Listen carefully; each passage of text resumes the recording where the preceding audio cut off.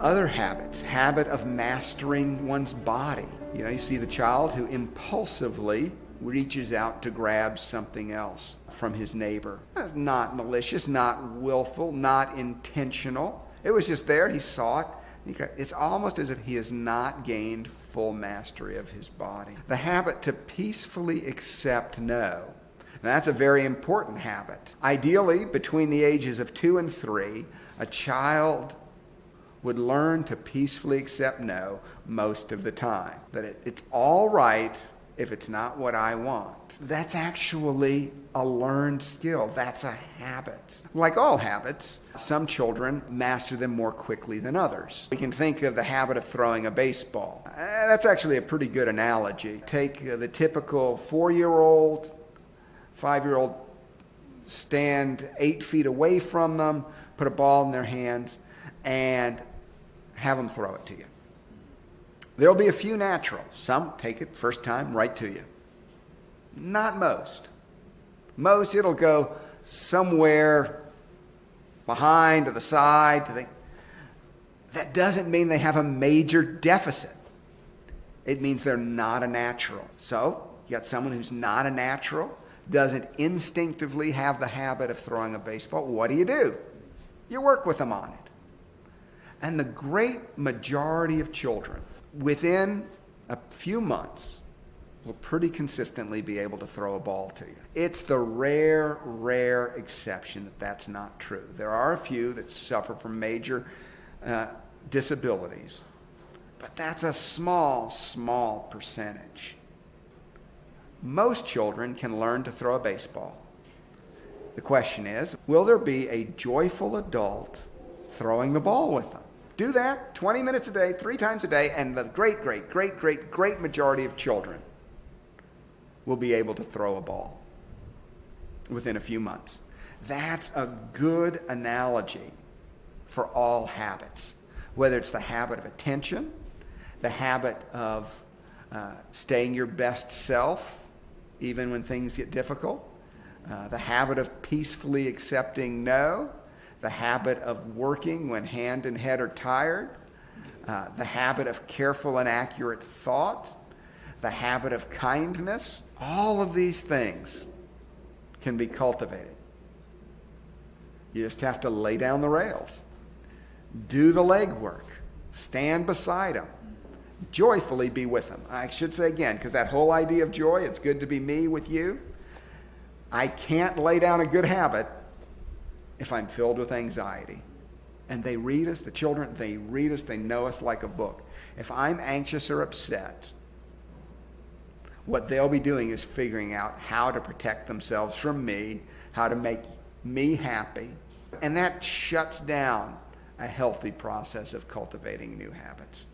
So to choose a habit that's of some import to quality of life and the way we relate to others, let's take the habit of humility.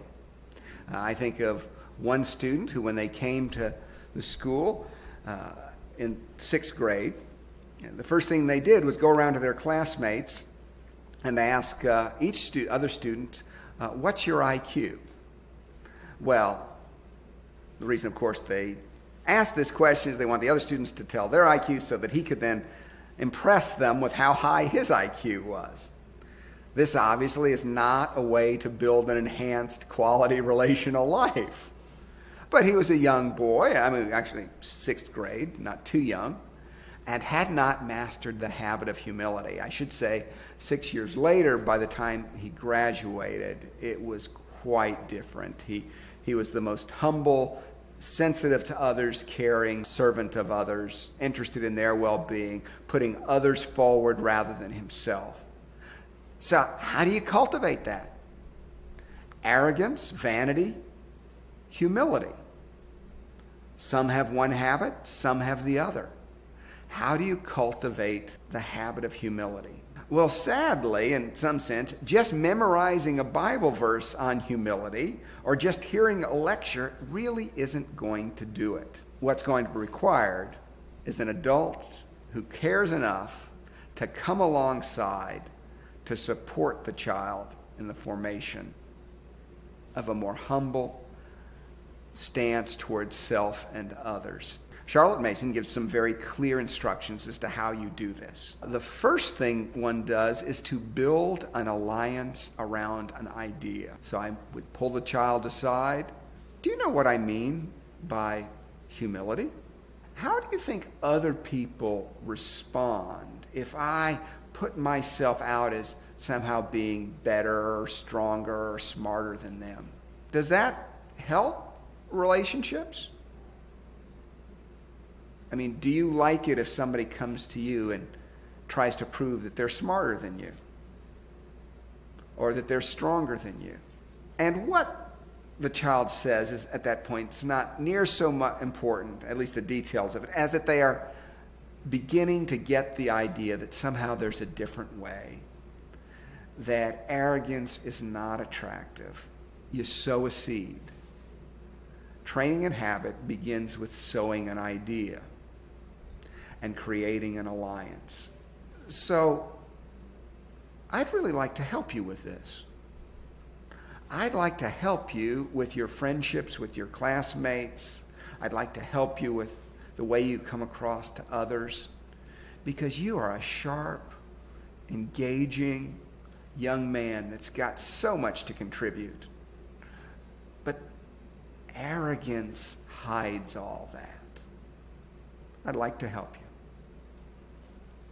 How do you think I could help?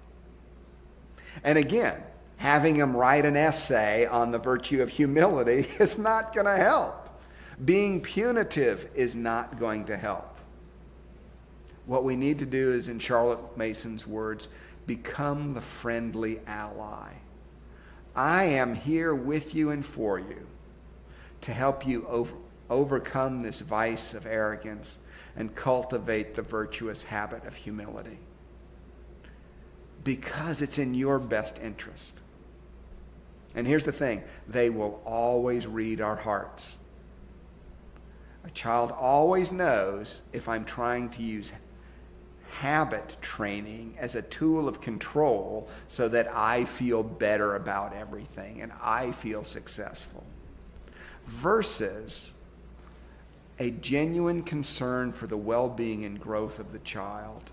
I desperately want you to be all that you were created to be, and I see how this bad habit's going to be a hindrance, and I am with you and I am for you.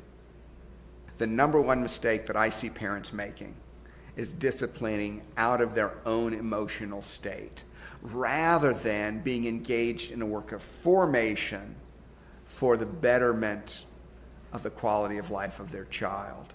Same thing holds true with teachers. I mean, we see the teacher who becomes upset with her class because the class is not conforming to her expectations, and therefore he gets angry. But it's really not about the well-being of the students, and they read that immediately. It's about the teacher's need to regain control for her own emotional internal sense.